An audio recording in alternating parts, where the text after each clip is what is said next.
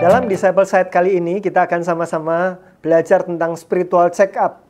Kita sama-sama mengajukan pertanyaan, apakah saya sekarang sedang sehat secara rohani? Apakah saya sedang bertumbuh secara rohani atau sekedar sibuk secara rohani? Tapi Ibu Saudara sekalian, kita bisa menggunakan spiritual check up ini sebagai bahan dalam kelompok kecil.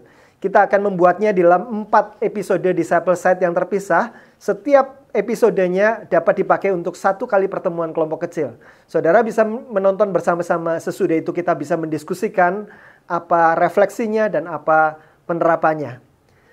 Apa itu spiritual check up?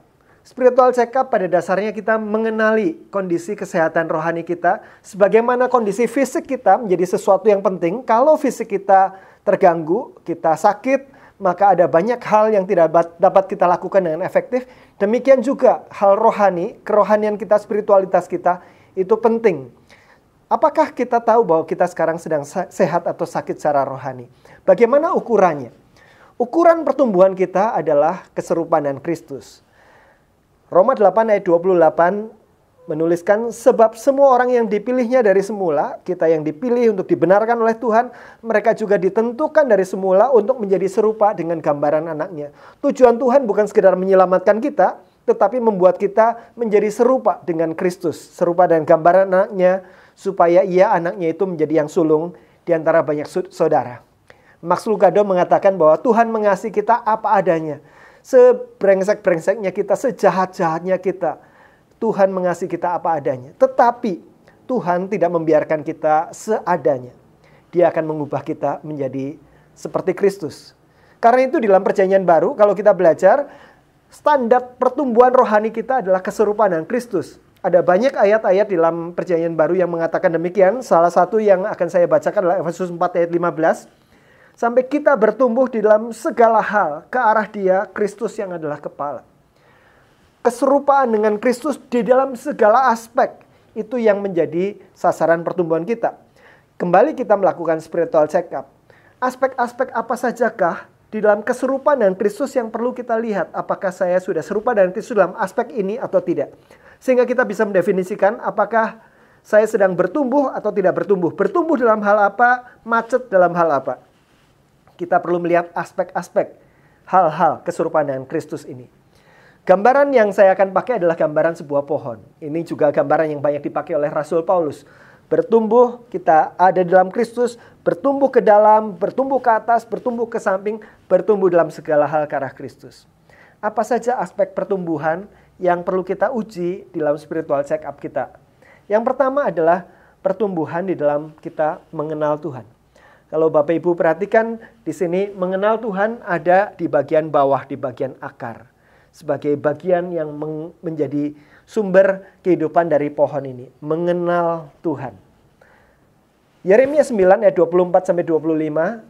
Beginilah firman Tuhan. Janganlah orang bijaksana bermegah karena kebijaksanaannya. Janganlah orang kuat bermegah karena kekuatannya. Janganlah orang kaya bermegah karena kekayaannya. Apa sebetulnya yang mau dikatakan oleh Tuhan melalui bagian ini? Tuhan sedang mengkontraskan sesuatu yang sangat berharga yang akan Dia katakan kemudian. Dan supaya kita tidak kehilangan tentang pentingnya hal itu, Tuhan mengkontraskan dengan banyak hal yang dicari orang sebelumnya. Orang mencari kekayaan, orang mencari kekuatan, orang mencari kebijaksanaan. Tetapi Tuhan mau mengatakan sesuatu yang kalau kita mau bermegah terhadap hal itu, bermegahlah karena suatu hal yang lebih berharga bagi Tuhan dibandingkan kekayaan, kekuatan, dan kebijaksanaan. Apa itu? Mari kita lanjutkan. Tetapi siapa yang mau bermegah, kata Tuhan. Siapa yang mau berbangga hati. Siapa yang mau bersuka cita atas sesuatu. Baiklah ia bermegah karena yang berikut. Yaitu bahwa ia memahami dan mengenal aku. Memahami dan mengenal aku. Akulah Tuhan yang menunjukkan kasih setia, keadilan dan kebenaran di bumi. Kata Tuhan, sungguh semuanya itu kusukai. Demikianlah firman Tuhan. Tuhan memberitahukan pada kita apa yang Dia sukai, apa yang menyenangkan hatinya, apa yang layak untuk menjadi kita bersuka cita juga di dalamnya. Yaitu dalam 2 kata kerja, memahami dan mengenal aku. Apa itu memahami, apa itu mengenal? 2 kata ini sebetulnya ada kemiripannya tapi ada perbedaannya. Di dalam bahasa aslinya, memahami berasal dari kata Ibrani sakal. Sakal adalah memahami dengan benar. Kita mengumpulkan fakta-fakta yang tepat. Kita disebut memahami sesuatu. Kita sakal terhadap sesuatu. Lalu apa bedanya dengan mengenal? Mengenal ini diambil dari kata bahasa Ibrani yada. Yada berbeda dengan sakal, itu sama-sama aspek memahami, tetapi memahami bukan fakta-fakta saja, tetapi bagaimana dia memahami melalui relasi, melalui interaksi, melalui keintiman. Nah, itulah yang disebut yada. Dan Tuhan senang sekali jika kita mengenal dia dengan benar dan berelasi dengan dia berdasarkan fakta-fakta yang kita kenal tersebut. Memahami dan mengenal dia. Sesuatu yang berharga bagi Tuhan. Pertanyaannya kenapa hal-hal itu penting, hal-hal itu menyenangkan dan berharga bagi Tuhan. Mari kita pikirkan demikian, Bapak Ibu Saudara sekalian. Mengapa hal-hal yang disebut memahami dan mengenal Tuhan itu penting bagi Tuhan dan mestinya penting juga bagi kita? Karena Bapak Ibu Saudara sekalian, jika Tuhan tidak kita kenal, maka kita tidak mungkin dapat dengan sepenuh hati untuk mencintai dan mempercayai Dia. Kalau kita tidak mengenal Tuhan, bagaimana kita bisa mencintai Tuhan yang tidak kita kenal? Tidak kenal maka tidak sayang. Kalau kita tidak kenal, bagaimana kita bisa mempercayai Dia? Sangat mudah mempercayai Tuhan ketika segala sesuatu baik-baik saja. Tetapi bagaimana ketika sesuatu itu tidak baik-baik saja? Ketika ada kesusahan, penderitaan yang kita alami maupun orang-orang terdekat kita alami. Masih kita bisa mempercayai Tuhan untuk masa kini dan masa depan kita? Kita tidak bisa kalau kita tidak mengenal Tuhan. Yang ada adalah kita salah paham kepada Tuhan. Bagaimana kalau Tuhan tidak kita kenal? Kita tidak akan bisa mentaati Tuhan dan melayani Tuhan dengan sepenuh hati. Tidak bisa. Kalau Tuhan tidak kita kenal, maka kita akan berpikir bahwa Tuhan tidak cukup besar untuk mendapatkan seluruh ketaatan kita dan seluruh pengabdian hidup kita. Karena kita tidak mengenal Tuhan.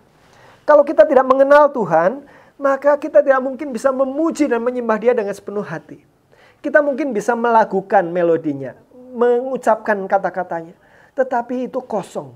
Karena kita tidak mengenal dan memahami pribadi yang kita puji dan kita muliakan. Bapak Ibu Saudara sekalian, semua hal yang tadi kita sebutkan, mencintai, mempercayai, mentaati, melayani, memuji, dan menyembah Tuhan, adalah hal-hal yang terjadi dalam kehidupan Kristen kita. Artinya kita tidak mungkin dengan sepenuh hati menjalankan kehidupan Kristen kita. Kehidupan Kristen kita tidak beranjak kemana-mana jika kita tidak memahami dan mengenal Tuhan. Karena itu memahami dan mengenal Dia sangat berharga. Mari kita sampai pada pertanyaan spiritual check up kita. Apakah kita sedang bertumbuh di dalam kita mengenal Tuhan? Pertanyaan untuk kita renungkan bersama-sama. Apakah saya sedang bertumbuh untuk semakin memiliki kerinduan yang besar? Alkitab mengatakan hati yang lapar dan haus. Kayak orang kelaparan, kehausan untuk mengenal Tuhan. Untuk semakin mengenal dan menikmati Dia. Mengenal Tuhan. Sebagaimana dinyatakan dalam Alkitab dan pengajaran firman Tuhan. Seberapa banyak kita lapar dan haus ketika kita membaca Alkitab untuk mengenal Tuhan. Berjumpa dengan Tuhan di dalam lembaran-lembaran kitab suci. Seberapa banyak kita lapar dan haus untuk mendengarkan pengajaran-pengajaran melalui berbagai sarana dan berbagai cara. Melalui buku, melalui seminar, melalui khotbah dan sebagainya. Kita memiliki kerinduan untuk mengenal Tuhan. Mari kita menguji di mana posisi hati kita sekarang. Bagaimana cara mengujinya? Kita beri skor 1-5 untuk memudahkan kita mendefinisikan status kondisi hati kita sekarang. Kita beri angka 1 jika saat ini kita tidak lapar dan tidak haus untuk mengenal Tuhan melalui firman-Nya.